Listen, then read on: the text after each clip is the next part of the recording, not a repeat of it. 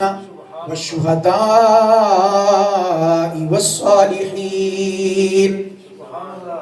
میں اللہ کی نام یافتہ بندوں میں سر فہرست سب سے پہلا گروہ انبیاء کا، پھر فرمایا والصدیقین، پھر ان کا گروہ ہے کہ جن کے انگ انگ میں سچائی، صدق اور وفا رچی بسی ہوئی ہے، صدیقین کا گروہ جو سراپائے صدق و وفا ہے۔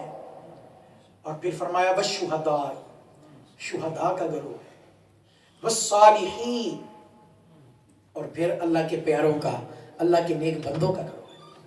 تو گویا قرآن خود بتا رہا ہے، ایک جگہ سورہ فاتحہ میں اللہ تعالیٰ فرما رہا ہے کہ مجھ سے دعا مانگو صراط مستقیم کی۔ مولا صراط مستقیم ہے کیا؟ رب فرماتا ہے صراط مستقیم میرے انعام یافتہ بندوں کی راہ ہے۔ مولا اب یہ بھی واضح فرما دے تیرے انعام یافتہ بندے کون سے ہیں؟ تو اللہ کا رب کائنات نے دوسرے مقام پر بتا دیا میرے نام یافتہ بندے انبیاء ہیں، صدیقین ہیں، شہداء ہیں اور صلحاء ہیں اور اولیاء ہیں، اللہ کے ولی۔ تو گویا رب کے ولیوں کا ذکر اللہ نے اس صورت میں رکھا جس صورت کو پوری دنیا میں سب سے زیادہ پڑھا جاتا ہے۔ آپ اندازہ کریں ایک دن میں صورت کو کتنا پڑھا جاتا ہوگا۔ ایک ملک کی بات کر لیں، پھر 2 ملکوں کی بات کر لیں، اس میں جتنے مسلمان ہیں چلو ان کے 10% نماز پڑھتے ہوں گے، 10% لوگ نماز اگر پڑھتے ہیں تو وہ 10% لوگ بھی تو لاکھوں میں ہوں گے، 10% لوگ بھی تو لاکھوں میں ہوں گے۔ وہ لاکھوں لوگ ٹھیک ہے روزانہ 5 وقت کی نماز پڑھتے ہیں، اور پھر 5 وقت کی جو نماز پڑھی جاتی ہے پھر ہر نماز میں آگے رکعتیں ہیں، وہ ہر رکعت میں پڑھی جاتی ہے۔ تو ایک دن میں دیکھیں رب کائنات نے اپنے ولیوں کا ذکر کس طرح پھیلا دیا، اپنے ولیوں کا ذکر، اپنے پیاروں کا ذکر کس قدر پھیلا دیا، اس قدر عام کر دیا کہ روزانہ 1-2 بار نہیں، 100-200 بار نہیں، 1000-2000 مرتبہ نہیں، کروڑوں مرتبہ، ہر روز کروڑوں مرتبہ اللہ کے ولیوں کا ذکر ہوتا ہے، اللہ کے ولیوں کا۔ اور کس شان سے ہوتا ہے کہ عبادت رب کی ہو رہی ہے، ذکر ولیوں کا ہو رہا ہے، عبادت رب کی ہو رہی ہے اور ذکر ولیوں کا ہو رہا ہے۔ رب کائنات نے یہ تصور عطا کر دیا کہ میرے ولیوں کے ذکر کو برا نہ سمجھنا، میں نے وعدہ کیا ہے۔ اللہ تعالیٰ خود فرماتا ہے فَاذْكُرُونِي أَذْكُرْكُمْ، اب کا وعدہ ہے تم میرا ذکر کرو میں تمہارا ذکر کروں گا، تم میرا ذکر کرو تو میں تمہارا ذکر کروں گا۔ آج ہم نے اس تصور کو سمجھنا ہے، آخر وہ کون سی چیز ہے کہ جس کی وجہ سے ہماری زبانوں پر غوث اعظم کا ذکر جاری ہو جاتا ہے، خواجہ معین الدین چشتی اجمیری کا ذکر جاری ہو جاتا ہے، بابا فرید کا ذکر جاری ہو جاتا ہے۔ ہم نے نہ ان کو دیکھا نہ ان کا زمانہ پایا۔ کچھ ایسے بھی ہوں گے کہ جو ساری زندگی ان کے مزار پہ حاضری بھی نہیں دی ہوگی، لیکن پھر بھی وہ بابا فرید کرتے ہیں، پھر بھی وہ داتا کرتے ہیں، پھر بھی وہ حضور غوث اعظم یا غوث اعظم کہتے رہتے ہیں۔ آخر یہ کون سی چیز ہے؟ کس چیز نے زبانوں پر، لوگوں کی زبانوں پر ان اولیاء کا ذکر جاری کر دیا؟ ہم نے اس چیز کو سمجھنا ہے، آخر یہ کیسے ہو رہا ہے؟ کیا یہ خود بخود اپنے آپ ہی ایک بندہ حضور غوث اعظم کے مزار سے ہزاروں میل دور پیدا ہوتا ہے، ہزاروں ان کے علاقے سے، ان کے ایریے سے ہزاروں میل دور پیدا ہوتا ہے، لیکن جب وہ سن شعور میں پہلا قدم رکھتا ہے تو اس کے دل و دماغ کے پہلے صفحے پر حضور غوث اعظم کا نام لکھا ہوتا ہے۔ کس نے لکھ دیا؟ کس نے تعارف کرایا اس کو؟ یہ شان غوثیت کا اسے کیسے پتا چلا؟ شان داتا گنج بخشی کا اسے کیسے پتا چلا؟ یہ کیسے اولیاء کا ذکر اس کے دلوں میں داخل ہوا اور اس کے دلوں میں کیسے محبت پیدا ہوئی؟ قرآن اس سارے سوالوں کا جواب دیتا ہے۔ قرآن کہتا ہے فَاذْكُرُونِي أَذْكُرْكُمْ۔ ہمارے اور آپ کے وعدے تو کچے ہو سکتے ہیں، ہمارے اور آپ کے وعدے تو جھوٹے ہو سکتے ہیں۔ اللہ تعالیٰ نے قرآن میں کہا اوفو بعہدکم اوفی بعہدی، تم اپنا وعدہ پورا کرو میں اپنا وعدہ پورا کروں۔ اوفو بعہدی اوفی بعہدکم، تم میرے وعدے کو پورا کرو، تم میرے وعدے کو پورا کرو میں تمہارے وعدے کو پورا کروں۔ بڑے واضح لفظوں میں فرمایا۔ اور وعد اللہ حقا، قرآن کہتا ہے وعد اللہ حقا، اللہ کا وعدہ جو ہے وہ سچا وعدہ ہے، وہی حق سچا وعدہ ہے۔ ہمارے وعدے جھوٹے ہو سکتے ہیں، رب کا وعدہ جھوٹا نہیں ہو سکتا، اس کی کہی ہوئی بات جھوٹی نہیں ہو سکتی، اس کا کیا ہوا وعدہ کبھی جھوٹا نہیں ہو سکتا۔ تو اللہ تعالیٰ نے یہ وعدہ کیا فَاذْكُرُونِي أَذْكُرْكُمْ، لوگو تم میرا ذکر کرو تو میں تمہارا ذکر کروں گا، تم مجھے یاد کرو میں تمہیں یاد کروں گا۔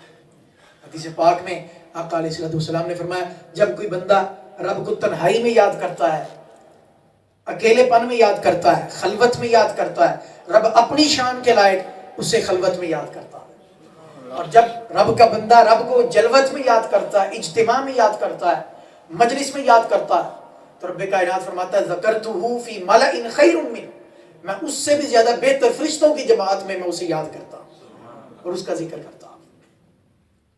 فَاذْكُرُونِي أَذْكُرْكُمْ، گویا اللہ تعالیٰ فرماتا ہے تم میرا ذکر کرو تو میں تمہارا ذکر کروں گا۔ تو گویا کائنات میں جگہ جگہ رب کے ولیوں کا جو ذکر پھیل جاتا ہے، یہ خود بخود نہیں پھیلتا، بلکہ رب کائنات کے وعدے کے مطابق رب کائنات خود اپنے ولیوں کا ذکر پوری کائنات میں پھیلا دیتا ہے۔ رب اپنے ولیوں کا، اپنے پیاروں کا، اپنے محبوبوں کا ذکر جو ہے خود پوری کائنات میں پھیلا دیتا ہے۔ کیسے پھیلاتا ہے؟ پہلے ساری زندگی اللہ کے ولی اللہ کی عبادت کرتے ہیں، اس کی بندگی بجا لاتے ہیں، اور ایک لمحہ بھی اللہ کی یاد سے غفلت میں نہیں گزارتے، ہر لمحہ رب کی یاد میں گزارتے ہیں۔ اور حتیٰ کہ اللہ تعالیٰ نے قرآن مجید میں ان کے معاملات کو بیان فرمایا وَعِبَادُ الرَّحْمَنِ الَّذِينَ يَمْشُونَ عَلَى الْأَرْضِ هَوْنًا وَإِذَا خَاطَبَهُمُ الْجَاهِلُونَ قَالُوا سَلَامًا۔ اور میں رحمان کے بندوں کی شان، اچھا عباد اللہ نہیں کہا، عباد الرحمان کہا، وہ بتا دیا یہ جن لوگوں کا ذکر آ رہا ہے ان پر رب بڑا ہی مہربان ہے۔ وعباد الرحمان کہا، عباد اللہ فرمایا وعباد الرحمان، آگے جن ولیوں کا ذکر آ رہا ہے یہ وہ لوگ ہیں، یہ وہ مقدس گروہ ہے کہ جن پر رب بڑا ہی مہربان ہے۔ عباد الرحمان کہا، عباد کی نسبت رحمان کی طرف کی، حالانکہ وہ اللہ بھی ہے۔ عباد الرحمان کہا کہ ان پہ ہر لمحہ ہر گھڑی میری رحمت چھم چھم برستی رہتی ہے، خواہ یہ اپنی ظاہری زندگی میں ہو یا ظاہراً پردہ فرما جائیں، خواہ یہ زمین کے اوپر ہوں یا زیر زمین چلے جائیں، ہر حال میں میری رحمت ان پہ برستی رہتی ہے۔ میری رحمت صرف ان کی ظاہری زندگی تک محدود نہیں ہے، بلکہ ہمیشہ کے لیے دائماً، چونکہ انہوں نے اپنے دلوں میں میری یاد کو دائماً بسایا، میں نے اپنی رحمت کو بھی دائماً ہمیشہ کے لیے ان کے لیے عام کر دیا۔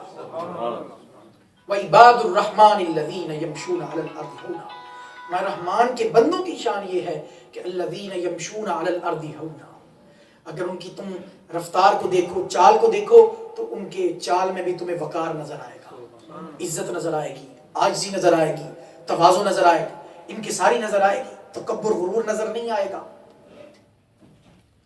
یمشون علی الارض ہونا، عاجزی کے ساتھ، وقار کے ساتھ وہ زمین میں چلتے ہیں، زمین میں زندگی عاجزی کے ساتھ گزارتے ہیں، وقار کے ساتھ گزارتے ہیں۔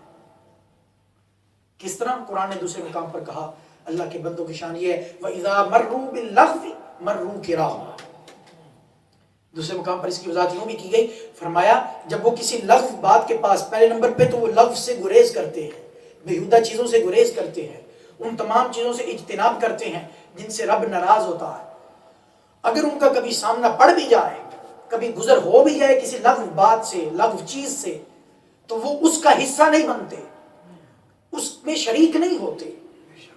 میں مرو کراما، بلکہ اپنی عزت کو بچاتے ہوئے وہاں خاموشی سے گزر جاتے ہیں۔ مرو کراما، یہ نہیں کہ اس برائی کا حصہ بن گئے، اس برائی میں شریک ہو گئے، نہیں، بلکہ اپنی عزت بچاتے، مرو کے عزت کے ساتھ گزر جاتے۔ یمشون علی الارض ہونا، پورے وقار کے ساتھ، عاجزی کے ساتھ زندگی گزارتے۔